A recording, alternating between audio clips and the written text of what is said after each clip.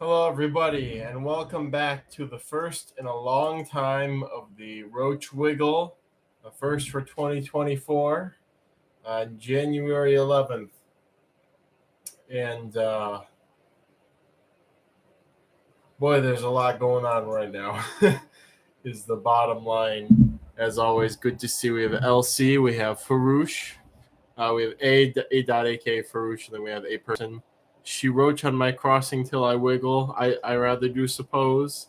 Jojo Bugs, hi Jojo, good to see you. I was gonna text you and see if you were all right, Jojo. You've been pretty quiet lately, but I assume you were just going through the ringer like I've been. Satchel, good to see you. Good to see lots of familiar faces. Uh, we're past the open mic public information, whatever you want to call it. I can barely talk today. I've been staring at the screen since like 8 a.m.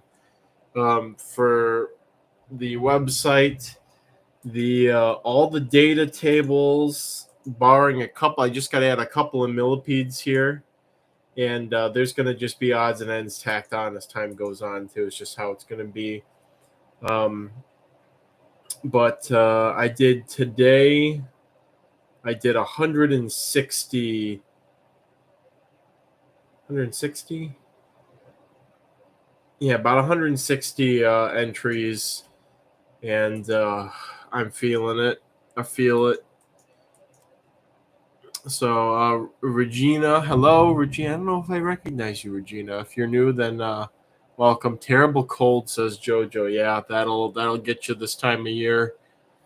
Really sorry to hear that, because whenever that happens to me, it's like, well, I'm time for like 3 weeks of suffering, like 10 days to get over it completely, and then all the time I need to take to catch up for the work that didn't get done. But I have to say, as usually happens in the winter, in the dry winter, as my eyes dry out, I'm on top of everything that I need to do. Orders went out this week. Emails are all cleared. I've gotten ahead of things and actually made the boxes for not next week, because I'm canceling shipping because of the temperature drop in the next week. I'm on vacation. But anyways, next round of shipping stuff is pretty much all made, all ready to go, including the shipping cups. I'm really on top of everything, but I am really paying for it, and that's why I need that vacation in, when's it going to be? It's like 11 days. 11 days. 11 days I get to go on my nice vacation with Angela. We get 1 day of bug hunting. We will be joined by the lovely Alan for that day. But mostly just going to be, I'm just going to hopefully just lay around and do nothing most of the time and drive. So, title says we love data entry. Hello, and Zero Cool Ninja. Hello. Hello, everybody. We've got quite a few people in here. It's getting stupid cold next week. Can't imagine what it'll be like up there. Yeah, it's going to be like 0 Fahrenheit next week. I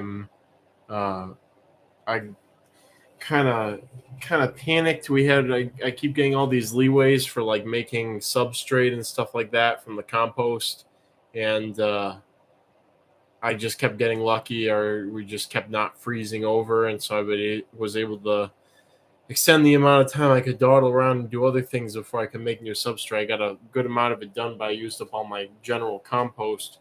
And so I ran out yesterday, and I got like a big tote full of it to just sterilize over time on the old kitchen stove. And then I woke up this morning at 7. I was like, oh, I could go back to bed. And then I don't know, I opened the window and it's like, oh, I'll experience some childlike wonder of seeing the morning light trickle in. And then I couldn't fall asleep. And then I got up and looked through the window, and it was all snow outside. I was like, all right. Anyways, I left the tote outside, and I was afraid that it had frozen the table I left it on. But it's all good. It's all good. And hopefully I can survive the next... hopefully, unless we have a really delayed spring like we have been having, I can survive the next 1, 2, 3, 4, 5, 6, 7, 8, 9, 10, like 8 to 9 weeks of winter, and not having being able to run outside and make substrate whenever I need it. So Take a good shotgun with you bug hunting in case you find a big one. Well, I need it live. Can't dismember it either. Plus Alan. Yeah, is there bear shot? Is there such a thing as bear shot? Um, but yeah, I'm very done with data entry. I'm slowly convincing myself that I'll do the flavor text / stuff for everything last, because then it can be a more pleasant thing for me to do.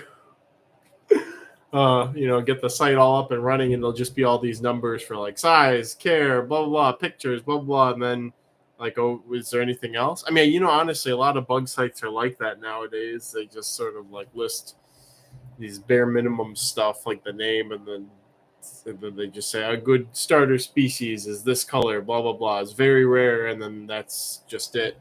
So, but I need full descriptions for everything, and so that'll take time. And I'm kind of resigning to just being like, yeah, I'll do it over time. I'll do it in chunks when I have a spare day here and there. Oh my lord, my eyes are dry and I have no eye drops. I'm gonna turn the fan slightly more away from me. Are you gonna have anyone help with flavor text? There was some suggestions to use AI. I don't think I want to go that route.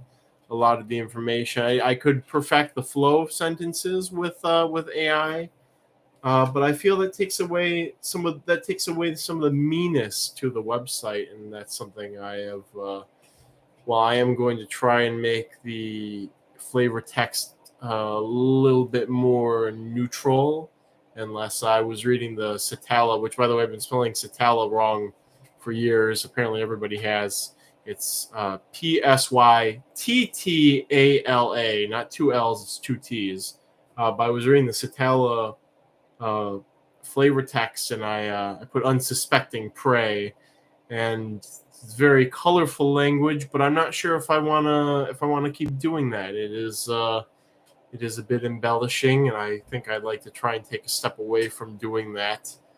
Sometimes, maybe sentences that will have that sort of vibe to it, but the general thing, the general vibe, I would like to be a little bit less colorful in that manner. So, had to get sub today myself. Had hard to do in 10 inches of snow. Yeah, I've really been dragging my feet on it, and I think I'm in a good place now. I can't complain. I think I'm gonna have a pleasant February once we get there. Maybe I'll do all the flavor text in February. Maybe that's how that's gonna go, and it all just go whoosh, nice and smooth. Like, I have an expo this weekend. Excuse me, I had a bunch of oranges before I started the stream. Flavor text and recommend which bugs we should be eating. That's you say that, but actually, I've said that one of my biggest inspirations for doing all this stuff, it wasn't Pokemon as some people have suggested. It was actually Pikmin 2, Pikmin 1, and Pikmin 2. Pikmin 2 had this Piclopedia that had all the enemies and had all the Latin names and the biology and all this other stuff, and that's actually kind of what the brain clicked with there, was that. But then you beat the game and you unlock the additional information for all the entries, and it's one of the other characters' guides to cooking them all. So it'll be, sauteed over a bed of onions. It has a taste reminiscent of like pulled chicken or something like that. And so, yeah, I could see myself maybe doing something like that for an April Fool's gag or something. Be very in-depth April Fool's gag, but I could definitely see myself doing that. So, yeah, so let me think about stuff that's going on around here. Let's shut up about the website already. As much as I want to talk about it more, I really need to. I need to get away from it for a second. I literally been working on it since 8 a.m. with maybe about an hour and a half of breaks to sit down and shove my face into the couch, or let Baloo come up and lay on top of me, or de-stress by kissing the dogs. The Horrid King Assassin Bug, also known as the Horrid King Assassin Bug, is a great beginner pet for children in classrooms. Oh, that's hilarious. That's a good bit there. I like that. Hi, Tennyson. How are you doing? What was I gonna say? So we've had way more. This is the first time in a long time. There's way more ups than downs in pretty much every bug culture. The humidity, 61% humidity. My contacts must be getting old. I'm probably gonna swap them out maybe before the expo this weekend. Anthony Green, howdy. Hope you're doing well. I hope everybody's doing well. We're into the dead part of the year, and good time to sit inside and enjoy your bugs. Don't handle the assassins, especially in grade school. Tennyson says, good, just got 4 roaches from TJ and some red runners and have cool geckos on the way soon. Well, you know what I received today? Something that is very extra, super duper extra cool was from Mr. Apples on Discord. Is this container which you can't see anything that's inside of it. Maybe everything's in the worst positioning. All the things that were in here went into the core. Oh, seed bug. Apples, if you're there, there's at least one seed bug alive. But this is a cup of some of what we both believe to be Tenolopisma ciliatum from California, and adds to my suddenly massive collection of Zygentoma that kind of came out of nowhere. I went from sparingly having like 3-4 species to like I think I like 9 or something now. So we got the bounty was claimed for Tenolopisma lineatum, also from California. I acquired some Longicaudatum in the spring. I've had Thermobia domestica for a while, but I actually ditched my old line and got a locality line earlier this year. Yeah, I think it was earlier this year. Let's see what else. Leucolapisma. I screwed up with the first group. I used sand from their native habitat, and I think that it had some sort of pathogen or something that wiped them out pretty abruptly. But I have a person who can catch me plenty more. It's just not the season for them. And the last batches of the ones that he sent, I think I got the worst luck. And I think out of like 3 to 5 that made it in good shape and alive, I think they're all males because I see a bunch of tunnels of loves. But no, there's no love making going on. So that's going to be a wash until I get some females, more stock. Leucolapisma. There's the little silver ones from Last Crucis I've had going for a while, since 2022, and they just kind of poop out a couple babies every time the humidity bumps up. So I'm going to try them in the full silverfish setup pretty soon. I think they'll do pretty well. The species from Hurricane, Utah are doing amazing and have been for a while. I think it's Allocratelsa, might be something else though. Now we got the ciliatum, which I'm going to set up just like the lineatum, the longicaudatum, and then Tenolopisma species Israel, which is an old laboratory stock that's been going for like since the 80s or something. And Jojo and I got some pics of those next to Longicaudatum, and the scale arrangement's different. Could have been because we were looking at 2 dissimilar individuals, like one was older than the other, and so the scale pattern would be different even if it was the same species. But I'm going to hope that it's something different, and they seem much larger and darker than the Longicaudatum I have from the U.S. strain. And then when I go to Florida, we're going to look for, oh man, if Alan's there. He told me the genus again this year, but I can't remember it. It's like Stylifera or something. I'm going to try and find it on INAT.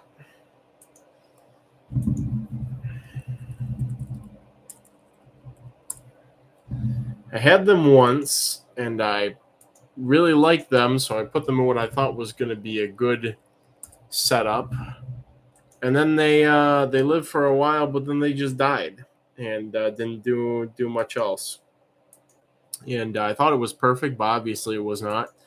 But I am more learned now. So here it is, Stylifera gigantea.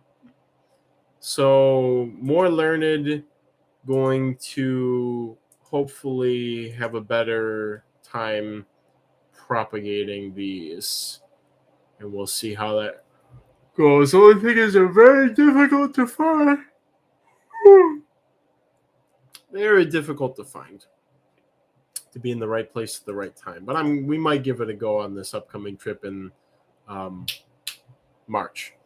Lepisma, I think Satchel's going to cover me on that. They're in his shed.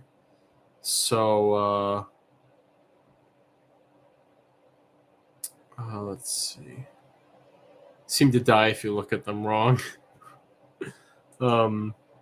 Yeah, Lepisma's been the trickiest, but I'm going to try this setup I have going with those and see how they do. I have a feeling it's going to work. The thing with a lot of silverfish is they want stupidly. Title says we found them just running around the leaf litter. What species did you find, Title? The thing with a lot of silverfish is they want stupidly high air humidity. Like they want like 95% air humidity, and dry enclosure otherwise. S. gigantea, Title, if you have some despair, I would love to purchase or swap you for them. That would save me a huge detour on my trip in Florida. If they are in fact those Stylifera gigantea, let me know. Shoot me I can't remember if you're on Discord or if it would be email or text or whatever. Get in contact with me. I would absolutely love to get a small group of those from you. Save me so much effort. They are gigantea. Yeah, that would save me that would literally save me like a day of effort. Hello, Orang Mango. Did your box come in, Orang Mango? Come in, Orang Mango. But anyways, I'm finishing up the topic of silverfish, despite my enthusiasm to get hopefully some easy Stylifera gigantea, which I would absolutely love. Graciela wheeleri is pretty common in leaf litter, just in random parts of Florida. I think there was a publication on breeding them, and basically it made it sound like they were very easy, but just slow. They might be parthenogenetic. So I'm going to try this setup with these guys too, and hopefully get them going, and maybe have a universal silverfish care thing. Maybe do a care guide at some point. It shipped to my parents' house. That's weird because I had it held for pickup, didn't I? It's very. Was it like they forward it to the wrong address or something? Because I definitely had the box held for pickup at the post office we had discussed. So yeah, Stylifera. I'd love to give those another go. Again, the first time they lived a long time. I just never got babies. They got very large. They lived a long time. No babies, which makes me think that they wanted the other setup that's been working for all the other silverfish. So, which is great. It is. I can go on record saying it is my. Oh, never mind. Sorry. Okay. I've gone on record saying silverfish are my second favorite group of insects, and I will hold to that. They are adorable, precious, and must be protected at all costs, in my opinion, in my professional opinion. So silverfish have been doing good. A lot of roach cultures have been doing good. You know, it's been doing really good. These guys right here, can't see them because they're too small at the moment, but they will be large soon. My Megaphasma dentricus, feeding on cedar, are doing exceptional. I've lost one, and I've hatched maybe like 30 or 40 nymphs so far. And last year I was like, oh no, it's a stick bug and it's winter and my house is dry. I gotta keep them higher humidity and blah blah blah. And so I put them in like a lower ventilation setup and all this stuff. And I lost maybe like 50% over time, and it was not successful. It was not very successful. So now we got them in a big old mesh, which is what I usually put the larger individuals in. We got the fresh cedar sticks in this fresh cedar coming out of there from my neighbor Joe's yard. Eastern red cedar sticks. And phenomenal. Molting, I spray them every morning. Sometimes I get a little paranoid and I spray them more than that. But they're doing great. They're molting. They're growing, no problems. And instead of last time where I think I only managed to get like 3 males and like 1 female to adulthood, maybe it was even more lopsided. It meant 4 to 6 males and 1 female to adulthood. And I was like, all right, this is it. Now it's really looking like I'm gonna have like a good group of like 20 adults or something, and get a lot of eggs. Also, it says YouTube says that my chat has disconnected. Successfully reconnected. All right. So, anyways, Megaphasma are doing phenomenal. I'll actually be bringing a small group to the expo this weekend. If anybody's going to be there and really wants Megaphasma, I love these. Nisomorpha have a special place in my heart, but I think they're quickly getting kicked out by these Megaphasma because they're just so easy. I don't have to worry about keeping this herbivorous insect that eats an evergreen plant readily and without any issues. You can't beat that. It's a weedy evergreen plant, even all the way up here in Michigan, and they just eat it like it's candy. There's no problems. So yeah, move over Nisomorpha. Anyway, so that's been doing well. Lots of Roaches have been doing well. I'm trying to think. There's been a handful of things that haven't been doing the best. Nothing that I can think of off the top of my head. Usually I have something to complain about in that department, but I don't. There's leucolipisma, whatever. My dynasties are doing good. Dorcas are all doing good. I've been doing... I was advised multiple times not to keep Dorcas titanus palawanicus. Are we still disconnected? You must be having some stream interruptions. I'm sitting here talking and not really getting many responses, but test. Thank you, a person. That's very good. Because I'm looking at the timer, and the timer is skipping like every 5 seconds. So it took me a while of rambling to realize that. Maybe people just won't want to talk to you. I haven't seen any interruptions. Maybe it's my computer. I might even turn my fan on in case for some reason things are overheating from me sitting here and plugging Excel sheets all day. All right, there's everybody. You're good. I hear you too. I think everyone was just listening. You read that message almost immediately. Okay. So much just something else is going on. Again, I'm watching the little timer in the top left, and usually it'll tell me every second it'll update. It's just like every 5 to 10 seconds. Now it's updating. Whatever. If it's as long as we're all good. So anyways, Dorcas are doing good. A bunch of dynasties. Two locales of Tidius and Grantii out the wazoo. Tropoxylus, Dorcas titanus, Palawanicus. I'm going to be. I put the female in with the male because I saw that she was eating, but then I was like, but did I really see her eating? Am I sure? And so I separated her to her own enclosure to make sure she was actually feeding. I gave her her own fresh piece of apple to make sure the next morning there were bite marks, and sure enough there were bite marks in it. So it's okay, I guess she was feeding. So probably tonight she's going to go back in with the male in his gigantic spacious enclosure, and hopefully get some Palawanicus produced in-house for the first time would be nice. Other roach things. pretty much everything is doing good. I'm still annoyed at Simploki, Simplos, Morsai. I can't quite seem to figure out exactly what they want, but I put some in an experimental style enclosure, and I don't think I'm getting the results that I wanted from them, but they're persisting, so it's, that's, but Google is broken, the internet is collapsing. Did you get anything interesting recently other than Zygentoma? What else has come in recently? I got some pure Japanese Dalmatian Armadillidium vulgare.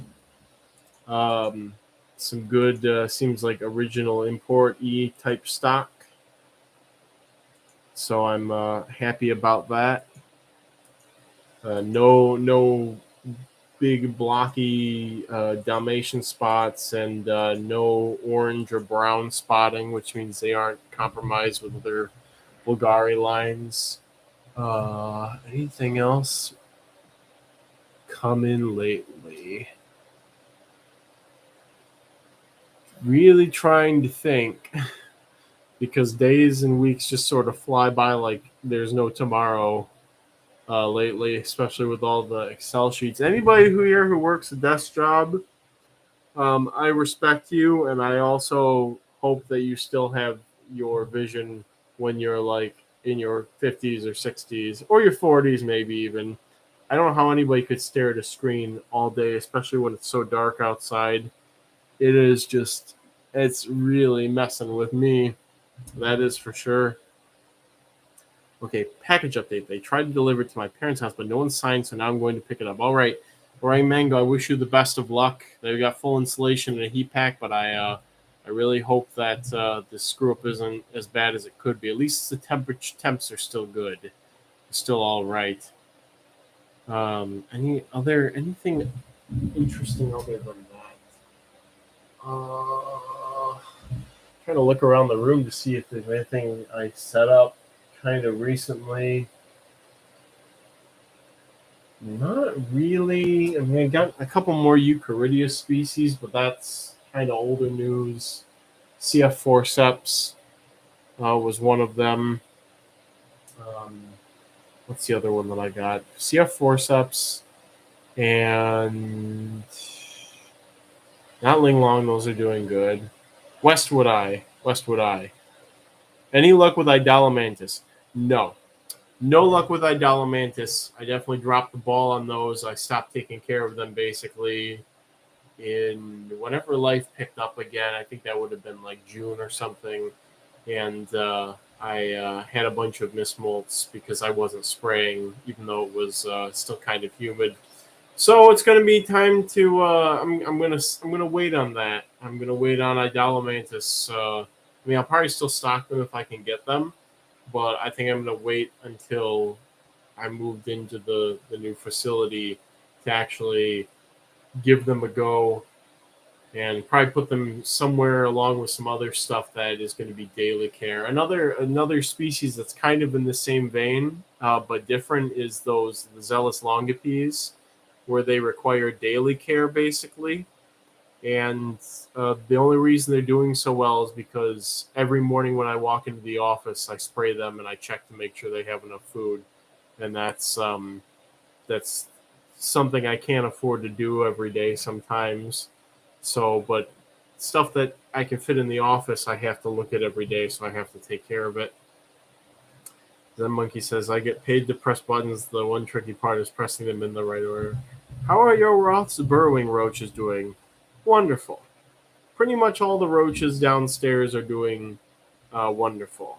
How much is an auto mister for things like there's too little standardization of the space utilization here. I say that, and then everybody sees the rows of containers behind me, but we're not. This is not set up for an auto misting system currently. That would involve a whole rig behind shelves or whatever. I could get one of those little smaller ultrasonic humidifier sprayer things with a tube and all that stuff, but not yet. Things are not in that sort of position. One day would be nice, and Probably will be necessary for some things, especially when I go on trips or when I'm not in the building every day. But I spray them every day, and it's more like you keep the momentum up and going, and you keep them doing well, knowing that you're going to slip up at some point, and you want to have a lot of them, and you want enough of them to survive when you do screw up, that you could start them over again. And because they're insects, they respond relatively quickly to improvements in care, assuming you have enough of them and you haven't pushed them absolutely to the point of no return. But usually that doesn't happen in these sort of situations. Orang Mango's Plectoptera powii are doing well. That's good. Mine are doing pretty well too. TJ's invertebrate dude is getting a lot of stuff in a couple of weeks. And that's one of the things that TJ really wants back. Cold-blooded gems. Howdy. I see, I think maybe a salute. Hoping they don't all peace out during your vacation. No, I'm going to have somebody here taking care of stuff daily. It'll likely be my dad, and the mesh cube is right over there, and I will probably also put a actively producing fruit fly culture in the enclosure, so they will have fresh, hydrated food the whole time I'm gone, which will drastically, they may not even realize that I was gone for a whole week. It's the vacation trip I'm not really concerned about. The only thing I have to worry about is the dogs and the outdoor animals, basically. So bugs, pretty much everything here can take the 6 days. I can panic, get everything done last minute on Sunday night, and then we'll be off Monday, and then we'll be back on Saturday, I believe. That's not too bad for stuff in here.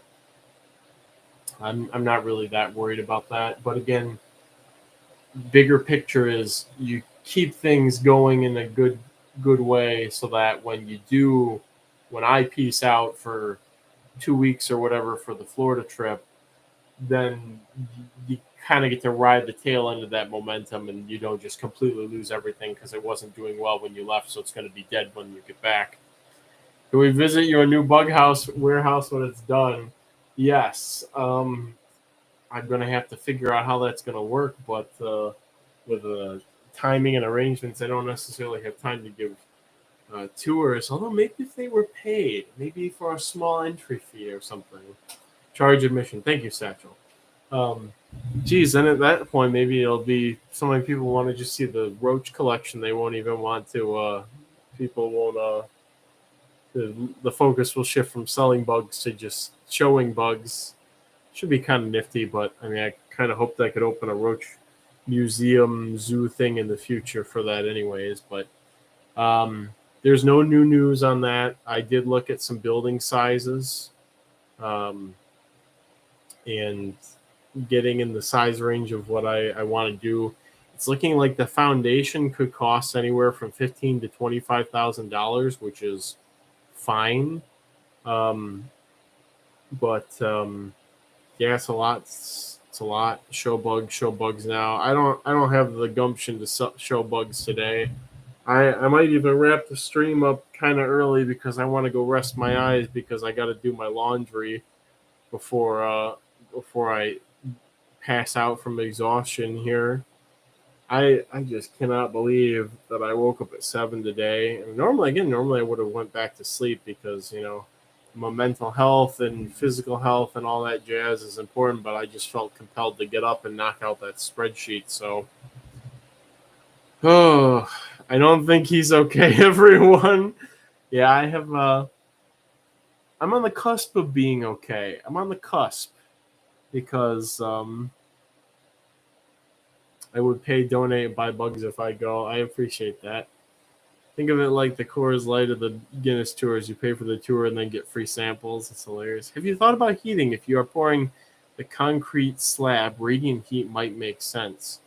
Braden, welcome. I'm going to channel that away into here and put it in the list of possible options. One of the nice things about having forced air heating in the form of like one of those giant,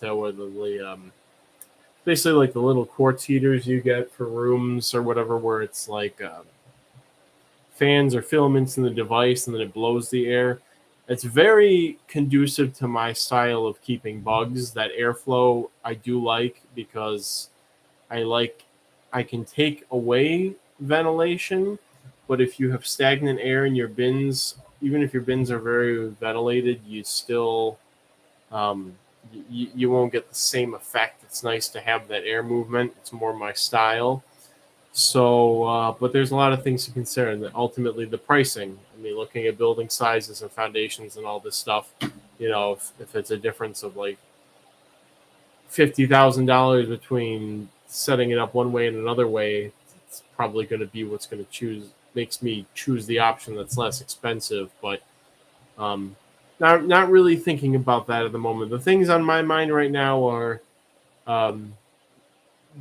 getting those last couple entries slipped into the Excel thing here. The last thing I'm doing is millipedes. I think I just have to add some orthoporous, the standard wild caught stock. I do HVAC work. Wish you were closer. Def could help you that, and plumbing if needed. I appreciate everybody who offers to help. And Leah says, I know I'm a little concerned. I'm $100 for the tour, and here's your free Simon Doa culture. That's funny. I appreciate anybody who's offering advice, and even your thoughts and prayers are appreciated. Radiant floor heat is typically more expensive to set, but cheaper to operate over time. I need to look at graphs of fuel costs. Then Monkey had brought up the propane situation. Natural gas is on the table also, where I'm looking at being, but I need to see how prices for everything are going up, but are natural gas prices going up higher than electric costs is a big question on my mind. I'd like to see some graphs for that. I have a feeling that there is a political, environmental, almost conspiratorial belief of mine that things are shifting towards electric because it is a standardized way of providing energy for multiple devices. And thus it is more efficient when you look at it at a greater scale. That's just a little, here's my tinfoil hat conspiracy, that there may be some energy crisis things, not on the near horizon, but on the horizon, and that standardizing things to electric will provide a little bit more stability on that front, because it's a standardized way that energy is being delivered to buildings and homes and consumers, and therefore it is easier to have one specific technology and a grid that is capable of providing it than to have multiple different ways to provide that same resource, which is energy. Only until the grid fails, of course, yes. But if the grid fails, I think there are bigger problems in some regard.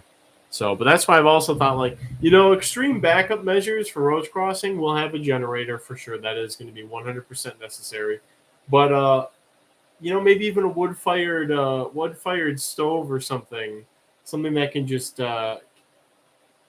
throw out those BTUs in the worst case scenario. And I will definitely have enough wood pellets on hand to stoke it. But you got to have. I'm a big fan of double backup plans. So your first plan is the generator. If you can't get petroleum products or can't start, or whatever happens, then you go to the most effective, lowest tech method next. The dream is to install your own geothermal radiant heat cooling system, not too expensive to DIY and way cheaper in the long run. Also possible. Ornatus. Somebody bring up Ornatus. I'm going to hold off on trying to breed orthoporous until I can go out west again and collect some pairs in Flagrante Delecto. and then I will give them a good earnest attempt. I think that's one of the problems is making sure you have adults of that genus because it's very difficult to tell. So by copulating pairs and using those, I stack the deck in my favor in terms of, obviously they're going to be, it's not like I'm going to have a bunch of females that are 3 molts from maturity and I'm going to get annoyed or upset that I'm not getting instant results with them and give them away or stop the project. It's like, okay, now I just know if I'm doing things right, it's just a matter of time because you got a pair here. Flake soil fired pizza wouldn't be the worst thing, honestly. So, but oh boy, I am tired, guys. I am. I will have a pretty face for the expo this weekend. I know there's a couple of people here who might be going to that, and it's going to be an isopod palooza. I found a great way to. I tried it out a couple of months ago, maybe a year ago or more even. A great way to display isopods for expos, and I'm going to be doing that this time. I might even start displaying more bugs with this method and see how it goes. It's not too expensive. It might help with the general public appeal. It really shows off, lets you see them during the daytime and stuff too without overly stressing them out, which I'm a big fan of. I don't want my animals being overly stressed before sales, and then obviously you have to take them home too. So, yeah, there's going to be a lot of good isopods. There's going to be a lot of good stuff. Every expo is a little different now. So, but yeah, keep holding out for the site, guys. We're at least a lot of the stuff on my end. We're getting there. I got maybe next week. I think I'm going to do my taxes ahead of time too. I'm going to be crazy, and I think I might even try to get my taxes done for 2023 before I leave for the trip. So. Always great to have isopods not horribly dying at expos. Bag secured? Do you mean box secured, Orang Mango? Box secured? But yes, you see all these pictures online. That's half of why people buy a lot of isopods. Okay, good. Orang Mango, if you could text me the results. If it's bad, text me. If it's bad, shoot me a text. If it's good, you're welcome to say it here. But you go and you see somebody with like the little cup of isopods, and it's like this type of zebra isopod, and they'll have a cup of dirt, and then they'll have like the picture next to it, little laminate picture, and then you'll go to like dig through the cup of dirt, and you won't see anything, and it's like, well, I know they're selling me stuff here, and they're not just gonna sell me like nothing, but it feels that way. Not that I've ever gone buying zebra isopods or anything like that at expos, but it's a different feel than the sort of the buying a reptile experience, the crested gecko experience, I guess. May God forgive me for saying that, where you see the baby in the cup. There it is. That's what you're buying. It's right there. It's looking at you. It's licking its own eyeballs. And a couple of its neurons, of its very small number of neurons, are firing as it looks around. It's a different experience, and so the closer we get to that with bugs, I feel, and in a way that's safe for the bugs too. You don't want things desiccating or whatever. The wider the appeal will extend. The few times I've gone to the expo, Kyle, nobody but you has had bugs. People of arachnids, there's always tarantula vendors, and usually with those people, they'll get their mix of other arthropody type things, your whip spiders, your centipedes. Just the last expo, I actually I bought quite a few bugs. Actually, somebody had those Alipes CF grandidiri or whatever, the flagtails. It's their time of year they start getting brought in, so I snagged a group of those to try a new style of communal with. It's working very well. Also, I should say, guys, the Alipes communal is going phenomenally. We're at 1 month in, no losses. They're all looking nice and plump. So I'm pretty jazzed about that, and hoping it mirrors the success of my Rhysida longipes enclosure, which is a 10-gallon tank just writhing with centipedes. It is one of my crowning achievements of the past 2 years, I would say. in terms of bug stuff. I can't remember who started the communal meme with Ricetta, but it's not a meme. The memes are no longer dreams. It's a reality. Um, I've also gotten this crazy idea in my head that I wonder how many centipedes you can keep communally. So the Alipes it was already reported for, so I'm trying those. Um, I'm going to try and keep alternans that way too, because we found them like two right next to each other under stuff in the keys before, and we don't have confirmation, but there's a little bit of genetic data that suggests that they're all very closely related, and they could be parthenogenetic. We don't know for sure. It's just kind of speculation at this point. Um, so I'm going to try that too. I think I might try an alternans communal and see how it goes. And there's always those Dahani at the expos that vendors seem to always be just trying to get rid of. And if there's a good number of them, and if I do well at the expo, I might pick up like 5 of them, feed them all up, and throw them in like a 20-gallon long and see what happens. So don't forget to like the video. Yes, thank you guys. Like the video. Thanks for reminding everybody, Luch. Will you ever go to California for bugs? If so, let me know. California will be an extensive, meticulously planned trip. And hopefully by the end of like the 20s, the roaring 20s, so hopefully by 2030 I will do that. But higher on my list, Puerto Rico, West Texas, and then California is because it's you guys are so expensive. It's so expensive. The spots where there's stuff can be difficult to access, or it's people are quiet about their locations, and there's a million things standing in the way to getting the really cool stuff from California, and so it's going to have to be very tightly planned to make it a worthwhile trip. So eventually, but not soon. What about South Texas? Yes, so the West/South Texas. Yeah, basically the cool parts of Texas. That is a trip that I need those red web spinners. There's like a cottonist that's endemic down there too. It's all kinds of euphoria. There's just all kinds of crazy stuff there. So that's more on the horizon for me, is a more in-depth Texas trip, and then of course Puerto Rico, because Puerto Rico is easy pickings for new roaches. A person, my best California spot is private property, boarding a place illegal to collect from.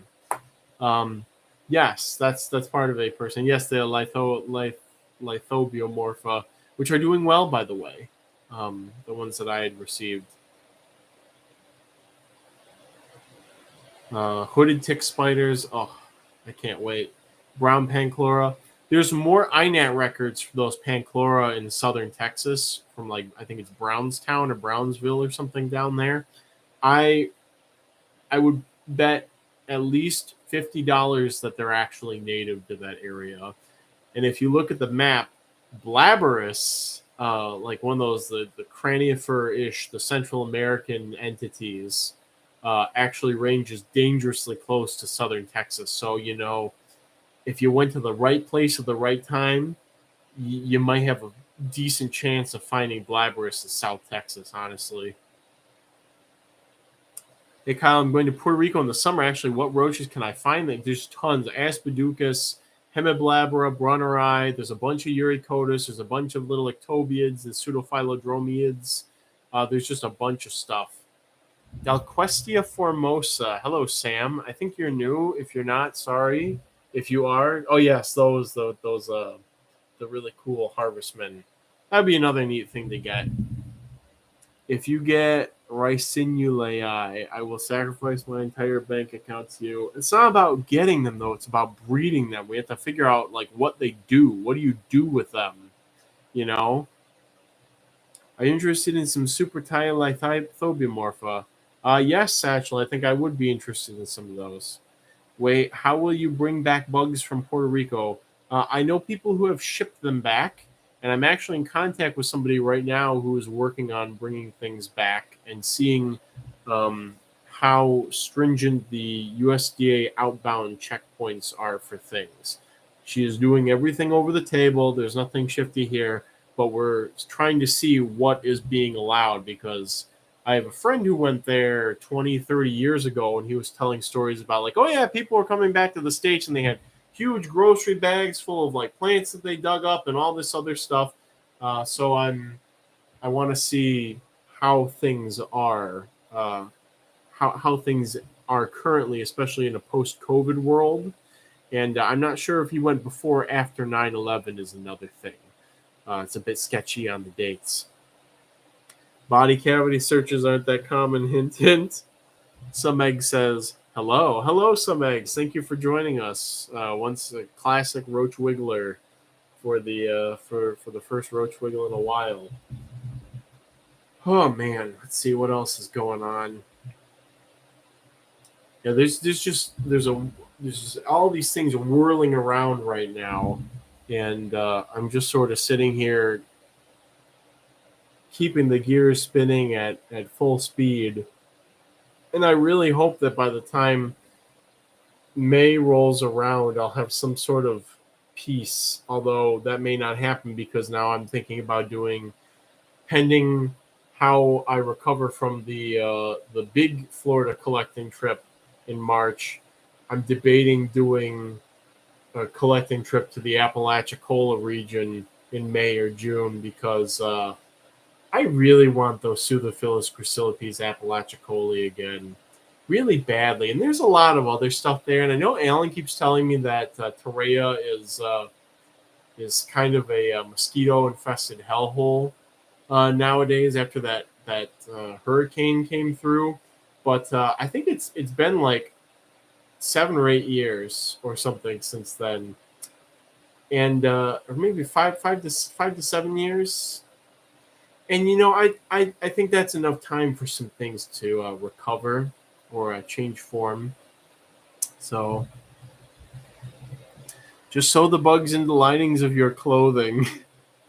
A whole landscape change. I'm ready to go back and scour it for Pseudophilus, because if any trees fell over, there's got to be a lot of stumps and a lot of rotting logs, which is their favorite thing ever. So I'm ready to go back. Shane talking about some ancient arachnid science here, ancient alien arachnids. Some Egg says, in my Argala cage, I found the wings of roach. I think it's a palo roach, even though I don't culture. I'm assuming it was Trojan horsing with the original deli cup of Argala nymphs. The male Argala, when the wing decays to a certain point, I can't remember what that big pane shape is. It's one of the innermost and least vein parts of the roach wing. I can't remember what it's called, and the costa is the outside of the wing. But there's that larger section in there. Tends to stick together the longest and break down last. So it's possible that you're looking at a very ancient remnant of a male Argala wing there.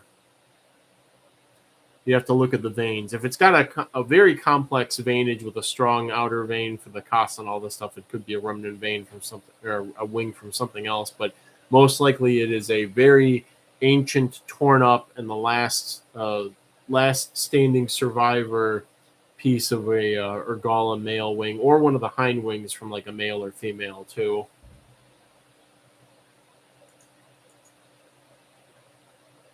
Also, I usually don't mention these things publicly, but I just in case you are watching Beetle Pixel, I have not heard back from you in like a couple of weeks, and you still have some things that you need to receive.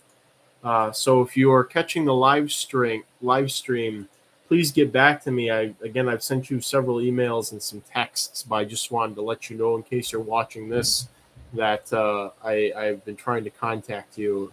So anyway, somebody says hindwing, yes. So, okay, so maybe that's the solution to that. I should also say this factors into another thing. Some people have gotten some of the substrate mixes from me and have found like roach ooths and stuff in them. those are all sterilized. All the substrate that I use, I have my big compost pile outside, and although in the future I will be separating it into old general Roach compost stuff, which I will probably cycle through the garden. Currently, it's all in the same heap. And so after it's thrown outside, ages, I bring it back inside and then I sterilize it either in the microwave where I just nuke the crap out of it, or I will heat it up on the stove and steam the crap out of it. So all that stuff is just leftover remnants from the substrates that were dumped in the compost, so none of that is actually alive. Aquarimax says, I'm happy to report the Avolgari magic potions, Peacekeeper Lucy, and Peelevis How Now you sent are thriving in their juveniles and all the enclosures. Thanks again. Thank you for bringing that up, Aquarimax, this convenient plug to the quality of the Roach Crossing isopods. Beetle Pixel hasn't said anything on Discord since November 7th. We've been in touch over emails, but again, I figured just in case they view the live stream and have not reached out for some reason, I have been trying to contact them. But anyways, yes, Aquarimax, glad to hear all that stuff's doing very well. I hope that you will have a good time on the Roach Crossing overhaul and the hundreds of isopod entries that are going to be on it. Let me just say something that Kai hasn't said in a while. Kai hasn't said flex in a while, but let me just flex for a quick second here while I look at the Roach Crossing master isopod list. So when the site goes live, there should be 214 isopod pages, different species, strains, etc. And that's not everything that I have. There's still several things that I did not add to the list yet. So in reality, there's probably another 40-ish things that are not proven out yet that I'm not comfortable with releasing, or that I'm not like, oh, I know this species husbandry. I can help somebody who asks questions about it. There's probably another 40 species, so about 250 species and strains of isopods. So I hope you'll all have a good time perusing that, in addition to the hundreds of roaches and now the hundreds of other bugs too. Columboniscus. Did I not add Columboniscus on there? I swear I did on the master isopod. I gotta do a control F. Oh, sorry, that's the wrong document. Never mind, I don't feel like opening up the document again. I found a roach ooth on my balcony last summer, and the nymphs are probably about third or fourth inch. I'm assuming they are parkablada.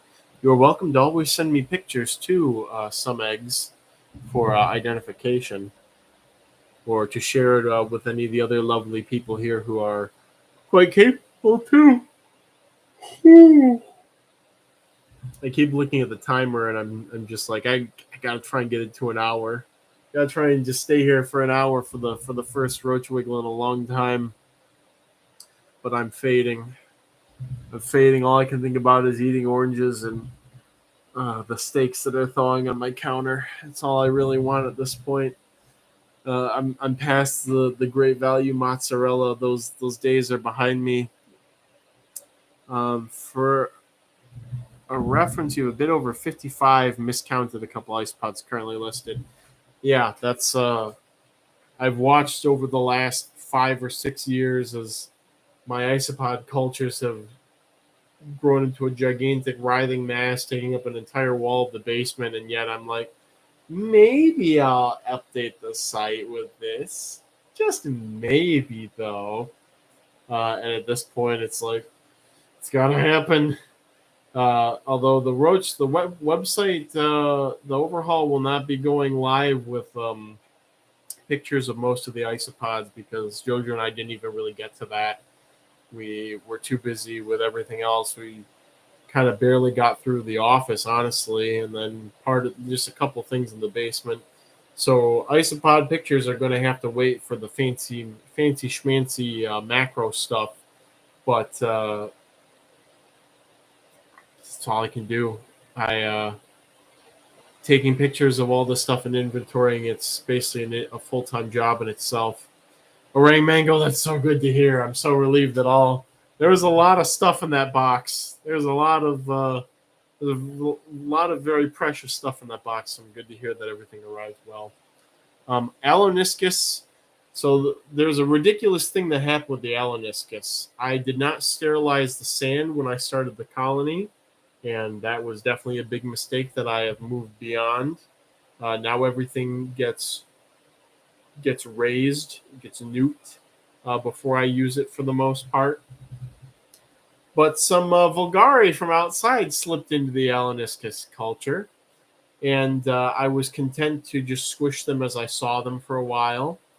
But over time, either as the salinity of the substrate changed, or as I became a bit more apathetic to squishing the Vulgari, despite the substrate salinity, they became the dominant species and pushed out the Aloniscus. And the enclosure that I had was too complex to take apart and pick out every single isopod and do all this stuff without causing major damage. So it ended up basically doing the same thing in the end as I had feared.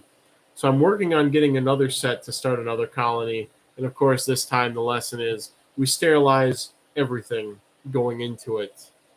So they are not doing well. I think they were up to an F3 generation in that setup. But Vulgari, and I imagine even rubber duckies would have pushed them out too, given the conditions. Kyle, do you take credit for the state of the ice spot hobby at all? No. I tried my best in 2018. It was unfortunate, and it was my fault for not keeping up on some orders and things like that, which gave people with louder, more obnoxious voices to point fingers and scream at me over some things with respect to isopods. So it is. I suppose it is my fault that I was not doing things in a timely manner back then. 2018, 2019, very difficult years for me. Definitely the roughest 2 years. Definitely the roughest last 6 months of 2018, first 6 months of 2019, the roughest period of my entire life so far. So I feel like there could just be a smidge of empathy thrown on that situation, but it gave the golden opportunity for people who had things other than the best interest of isopod keeping on their mind to shout me down and push me out of spaces. And then, of course, when you tell people, hey, if you don't do this, this thing's going to happen. I've literally seen it already happen, as have multiple other people. Maybe you shouldn't do that. And then it happens. Like, what more can you do? You know, it's like telling your kid, don't touch the stove. The stove is hot. And then the kid touches the stove and they burn their hand. And then maybe they do it again. Maybe they do it again after that. But at some point, it's like you just have to let them learn with stuff like that. Zen Monkey, what kind of steaks? They're just whatever the discounted top sirloin or whatever things were at Walmart yesterday. The like use or sell by the next date stuff. So I had very flavorful cuts. But when Angel is here, I definitely do not eat like a human being. It's more like the hunger calls me, and then I go and make ramen or a salad if I have lettuce. I will just burn through lettuce if I have it because I don't have the time or the patience to cook when I'm alone. If Angel's here, it's a different story. Then so she makes this, and I make that, and we do it's a whole thing, and we spend some time together doing it. But when I'm alone, it's just very cockroach mode. I hide in this dark room. I go to the kitchen to eat food. I come back into here. Maybe I pet the dogs, etc. The dark times. Thank you, Satchel. Yes, the dark timeline. Tons of people still respect you, Kyle. Thank you, Luch. I kind of figured the route to go was not to be like, hey, everybody, look how cool and awesome I am. You can totally trust me now and all this stuff. And to rather just be like, shut up. Just let people think what they want and let whatever your work and your website are showing and doing, just, let that speak for you. And I feel that was the proper approach. and I feel like it's the best approach to let your actions speak louder than your words. So, and then they speak really loud eventually, when everybody's got their mismatched isopods that they got from PetSmart or whatever nowadays that sells those little bioactive powder orange, bioactive powder blue. Satchel was telling me. Satchel is one of the OGs of the isopod hobby. It was like him, me, Eric Maxwell, Oren. That's like pretty much everybody that was interested in isopods circa like 2013, 14, or whatever. Earlier, Satchel, you'd have to correct me on that. But Satchel was saying where did you go to, like a Pet Supplies Plus or something like that, and you like picked up the container of like powder blue isopods, and you just had like an excess. Peter was there. Yeah, well, Peter was mostly selling the stuff that Oren had. So, but Peter, I guess I think Peter collected the original Levis cultures. So I know it was Cubaris Murina. Oh yeah, that even hits close. See, that hits close to home for you because you were on that trip where I did you find some? Did we both find some on Bahia Honda? But yeah, it was it's I find the first they were all of them come from Bahia Honda, but now I'm trying to remember if I found some when I went on the first Florida trip was in 2013 with a much more ragtag group of people, or if it was strictly the 2015 trip. I think it was the 2015. But yeah, so you had that surreal moment with the Cubaris Marina where you picked them up and you were like the world was in your hands for a second. And But for me, it's seeing the powder blues, the species that I picked the common name for, and that I introduced to things because, and I think I have it on the page. It was after a day. It was in 2012, I think. It was like June 2012 when I was still interning at the Environmental Interpretive Center, and I was on my way home for the day. For the evening, I can't. Maybe it was like early afternoon, like 2-3 p.m. or something. And I remember seeing these weird isopods in the compost piles at the organic garden at U of M, and I was like, I'm really tired because I've been pulling weeds or doing something all day. So I was really tired. I was like, I'll just go home. And then I was walking by there, and I was like, nah, I'll collect some of those isopods now instead. And so like at that moment, I collected like, I don't know, like 12 to 24 of them. It was, it's a small number, inbreeding, all that other stuff. But it was 2012, and I collected them, and I brought them home. I could have very easily just said, no, I could have just said I'll do it later. But I didn't. I collected them, and then I got them going from that group, and then that was the group that went to everybody at that point. And so seeing the powder blue, this container, I mean, who knows now if the prunosis, all came from that stock, or people, as soon as the isopod craze kicked off, everybody was going outside and finding stuff in their backyards, which is cool. But it still leads me to wonder, picking up that containers, how much of these are from that like little group from that compost bin? It is just, it's 2012. It's definitely one of those things that just the roots of the isopod tree just went deep into the ground very suddenly and swiftly. The isopod Reddit is full of people making the exact same husbandry mistakes multiple times a week. I mean, there's no shame in effing up with a lot of stuff. There are roaches that I keep that Alan, who I consider to be an expert with roaches, cannot propagate at all. There are isopods like the darn Marulinella whatchamacallits of every sort that I just cannot seem to get going. there are I crash my colonies of platymeris on like a 1.5 year cycle or something, where I'll have a whole bunch of them, and then I'll they'll dry out too much, or I won't feed them enough, or I'll say, oh hey, I'll throw a cleanup crew in here like Alpha Tobias, that'll work this time, and the colony ends up crashing, and then what you do. But uh, over time, you should find low effort ways to do things. You can dry out platymeris. Yes, you can. You can make them very, very dry.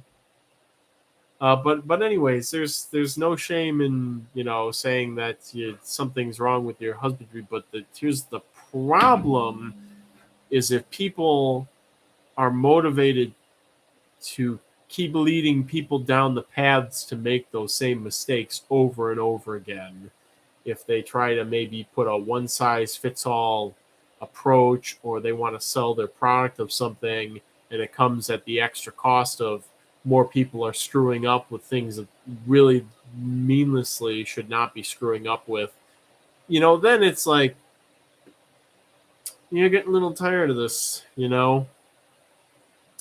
I agree with the no shame thing. I just wish people in charge of communities like that would make an effort to help people avoid those. And half the fun is just figuring it out. There's I do not want to pick on people's neuroticism, because I definitely have a bunch of neuroticism, as we all know. But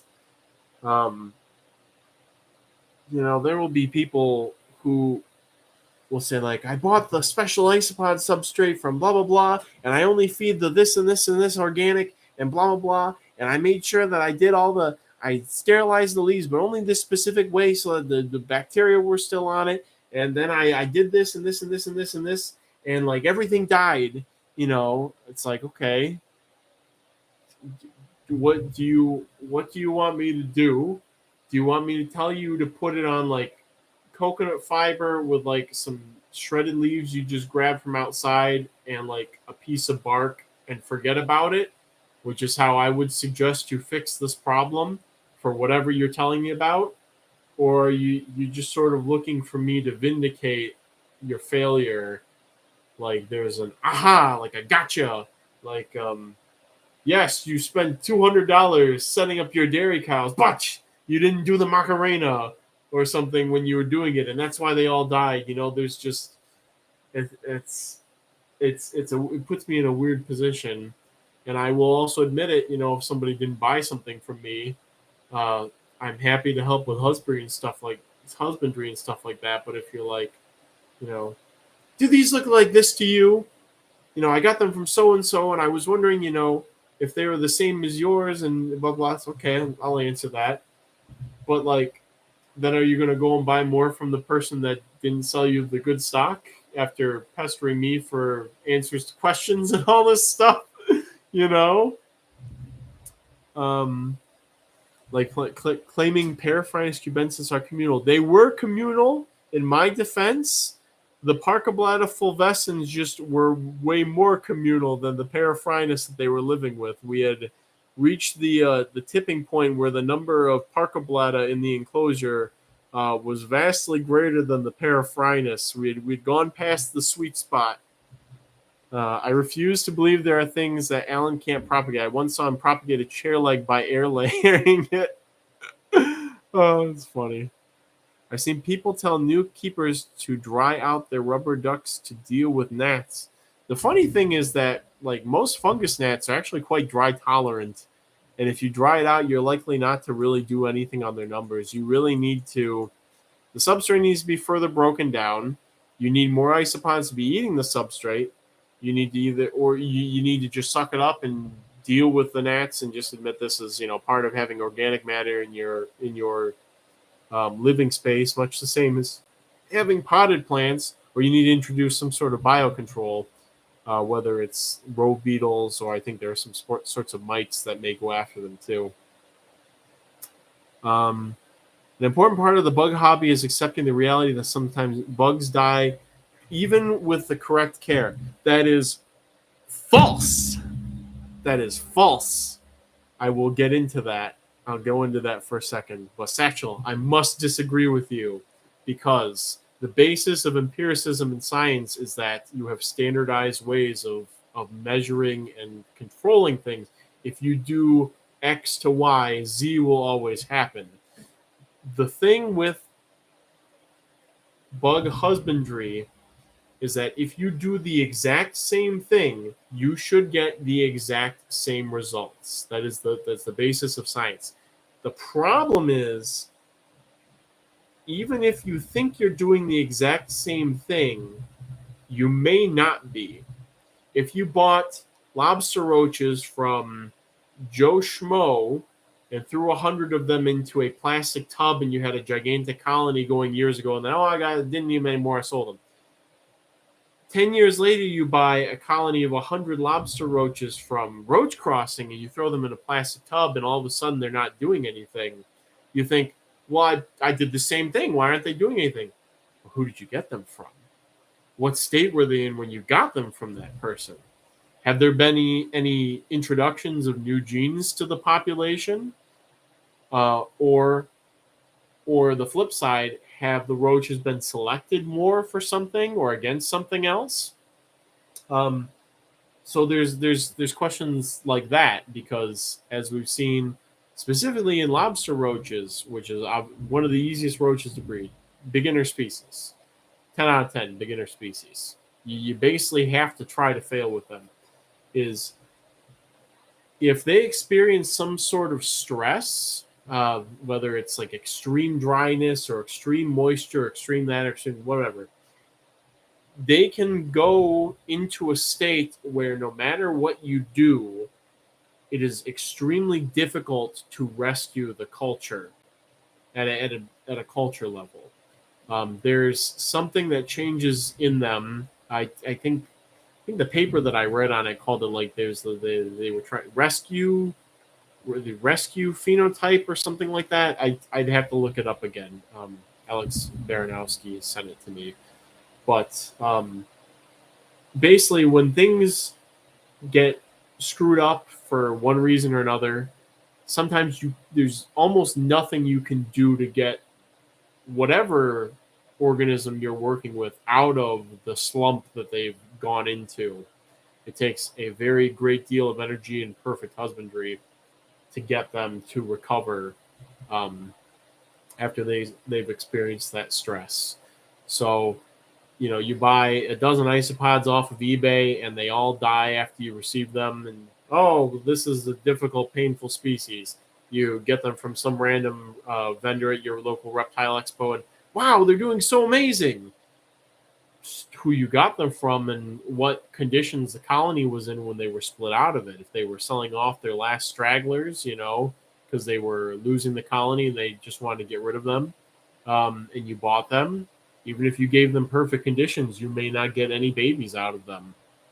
So I put the unsterilized mushroom compost in my mouth and chewed it for 20 seconds. There you go. You could have started breaking down the unsterilized mushroom compost with the whatever those the things in your saliva that break down carbohydrates and more complex things. I can't remember what it was. Your saliva breaks down something, then there's no digestion of it in the stomach, and then it starts to get into the small intestine. I can't remember what that whole deal was. What about forward flies? Forward flies are my arch nemesis, and I will pay somebody $10,000 cash if they can find an accurate and effective biocontrol for Megacelius scalaris. I'm going to put that on the future Roach Crossing because other than really making a fully functional ecosystem in your enclosure and being up on your husbandry tasks, I have found some ways around them in different enclosures. Pyralis moths are pretty effective, surprisingly, at outcompeting them. They will eat freshly dead roaches. You just have to make sure that the species of roaches that they're in with don't mind the pyralis moths, basically turning the ground into like a homogeneous mat. But pyralis moths can outcompete them. Then again, you have a bunch of moths flying around, but that's preferable to forward flies in my eyes. Other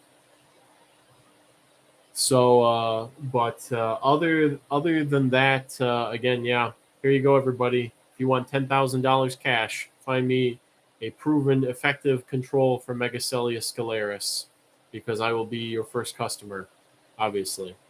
Alan says, if you lose the new Paraphines group, you find Flora, I'm never telling you the spot again. I will be held to that, Alan. I hope you don't lose them either. Allie, I made it. Welcome, Allie. Allie, I have to ask you. I think you said you were maybe traveling somewhere that had labia minor. Did you ever find them? I really want more earwigs. Satchel says there are variables that are unknown and sometimes cannot be known. Yes, that's another thing. But in general, if you get roaches from a healthy colony and you set them up the exact same way, the same airflow in the room, the same temperature, the same diet, the same humidity in the enclosure, the same bark, the same substrate, blah, blah, blah, you will get repeatable results with them. Again, it's the basis of empiricism. But there are unknowns, and you have to know that there are unknowns going into certain things, going into keeping certain organisms. Don't be pushing your science on me. I know the earth is flat. Lobster roaches are easy. I free range them in my basement. Professional approach, just like Kyle in 2018. Actually, the free range lobster roaches dates back a lot earlier than that. I think it was 2009 at my parents' house. So it was a very long time ago that like hundreds or maybe even thousands of lobster roaches got out at my parents' house. Like Dutch hunger victims, children being prone to metabolic disease / diabetes. Chain that might be applicable here. I don't know enough about that, but it sounds similar. It's like with humans. If you grew up and you were malnourished and abused and a billion other things, you could have the genetics to be a 6'8", blonde-haired, full head of hair, blue-eyed, 150 IQ Giga Chad, but you'll never reach that potential because you were stunted in your development, and it's kind of like that. There's still the genetic potential, but there's also epigenetics that may factor in. I don't know enough about that though, but it's that's a good thing. Stunted in adolescence may never fully develop properly, even if you are of genetic soundness or what have you. Bacillus thuringiensis, is that what the BTI is? Maybe a kind of parasite anemia. I don't know much about fly parasites and disease, but I feel like that's where to place bets. So I'm going to place my bets not on a nematode, but on a wasp or perhaps a different fly. Okay, I have order of operations. Some sort of wasp, some sort of parasitic fly, which, as long as the behavior is different than phorids, I would not mind so much. And the last one is a staphylinid. I feel like there's a lot of potential with staphylinids. The only problem is you may have to preemptively treat containers with them before you start a culture. You may need to add a number of the staphylinids to it. And then you kind of got this situation where it's like, well, they kind of need to eat, fly larvae. How are they going to get their fix if that's not there? Are they just going to die out? Or am I going to have to always have a reserve of phorid fly cultures to feed the roe beetles, to put the roe beetles in the enclosure so I don't have phorid flies? Which, at a larger scale isn't that bad, but still there's some. Why I'm hoping for a small parasitoid of phorid fly pupae. That would be the best case scenario. Some sort of wasp or something that goes after the pupa. And then also have to hope that it's as navigable and maneuverable as Megacelia is at getting into enclosures, is the other side of things. I have a biocontrol for Pyralis, actually. It's some sort of, I think it's a braconid wasp. It just found its way into my house. So I have a couple of species of bugs that just have open top enclosures. It's things that are very low risk for escaping. Can't fly, can't climb, no risk of hybridizing with other species, etc. And in those bins, just by having perfect conditions, there are no Pyralis moths, and that's because the wasps can get into those bins easily because there's no underlay, there's no screen, no anything like that for those enclosures. For the enclosures where I do have that stuff, the wasps are too large to fit in, and either the Pyralis are able to squirt their eggs in the substrate, or the substrate gets colonized by them when I'm working in the bug room, and I'm going to let this bin dry a little bit before I add the roaches to it, whatever. The Pyralis are able to establish, and the wasps cannot get in to parasitize them. So Alan says, I'm not Asian. I just never reached my full potential. I did, but only got like 5 labia minor. Maybe went too late. If you still have those 5, I will buy them from you or trade you for them. I really would like to work with those again, and I am confident, having done it before, that I can get the labia minor going again. Any tips on how to get Goliathus to oviposit? Deeper substrate, maybe? Maybe a little bit of a sand component to the substrate. My Cedoniscoma, which is another seedling, I know it's completely different size, completely different like class of seedling, but they seem to really like laying in the sandier parts of the substrate. Well, we went to Giga Chaz. That's jumping the sharks. Pretty sure we're done for the night. Thank God you never reached your potential, Alan. Anything more than what you've got now, and you'd be the planetary emperor. All hail, Alan. You should sell the Pyralis wasps, says Braden. I'm working on it. I think the approach there is I'll need to, believe it or not, I haven't gotten Pyralis propagation down independent of roach enclosures. There's something I'm not understanding, something I'm not standardizing, just something I don't know about what they need. I think it's maybe they want a moist underlayer of substrate, like a sand or cocoa coir, whatever, something kind of compressed that stays moist, and then all the other fixins on top of it, all the leaf litter and all the other organic matter that they chew through. And I'm thinking that's the key there. So I don't have time to set up a Pyralis moth enclosure right now when there's already a couple roach bins that just have a carpet of them there. And again, no forward flies because they just eat the roach carcasses. But anyways, get the Pyralis down, let the wasps wander into the enclosure, let them colonize it, and then figure out a way to sell things from there. So, anyways, I think my time has come. The hour and 30 minutes. Somebody got me started on a rant, and that was the end of it. We went 26 minutes over what I had anticipated. But does anybody have any questions? Anything you'd like to add before we wrap up the stream? This is a pretty good one. Despite my suffering, it's nice to be back to ranting with everybody. It's good to see a full live stream too, and I look forward to the release of the site and what everybody has to say about it, because I hope you can all see the work that I've been putting into the data from my exhausted face. But it'll be different when it's tangible, it's there in front of you to peruse. So, all right then. Thank you, everybody. I will see you all next week for another Roach Wiggle. And until then and beyond, may your cultures ever be bountiful. Good night, everybody.